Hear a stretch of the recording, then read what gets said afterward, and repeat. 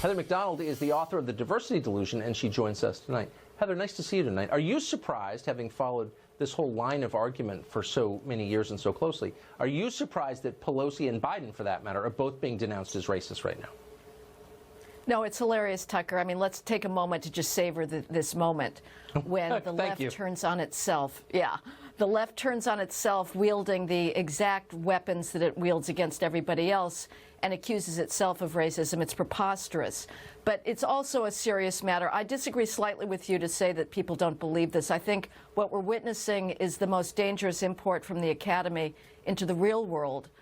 Students are taught from the moment they arrive on campus two things, and two things only reliably, which is that the most important thing about themselves is their group identity, defined reductively by Gonads and Melanin, and that racism, sexism based on those characteristics are the defining features of American society.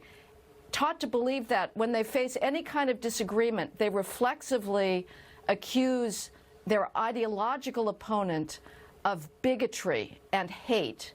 And that works wonderfully on a college campus. You accuse a president of racism, he immediately crumples and orders another $1 million in diversity bureaucracy. You accuse a corporation of racism, and it folds, as we saw with Nike and the preposterous claim that the Betsy Ross flag is racist.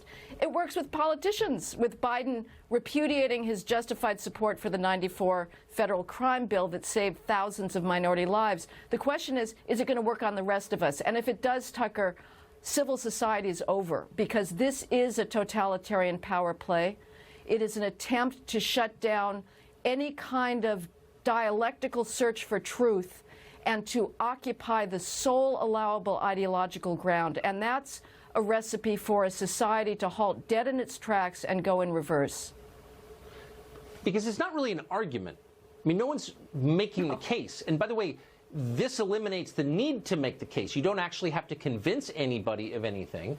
If you're doing it to fight racism, it's a moral imperative, and everyone else can just shut up and obey. You know, there's been political disagreements long before identity politics.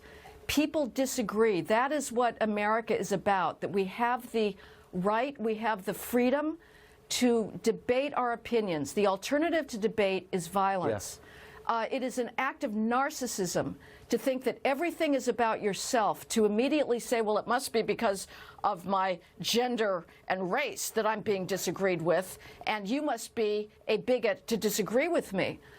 No, that is not the case. These are issues that deserve to be threshed out in the public forum.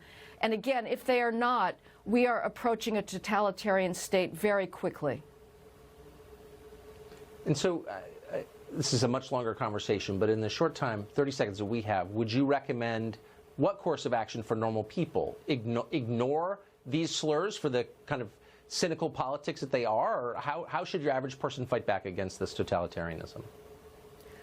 Well, the average person has to simply reject the racism charge. All of us have to start working on alternative explanations for our reality. Racism is no longer the predominant characteristic of America, if it ever was. It was a part of it. It was never the defining feature, but it certainly is not. This still remains a land of opportunity. The alternative explanation is that there are profound behavioral differences, choices that individuals make that determine social outcomes. We have to fight back against this narrative, Tucker, because if they win, we lose our civilization, we lose meritocracy, and we lose freedom. Heather McDonald, Wise, thank you. Thank you.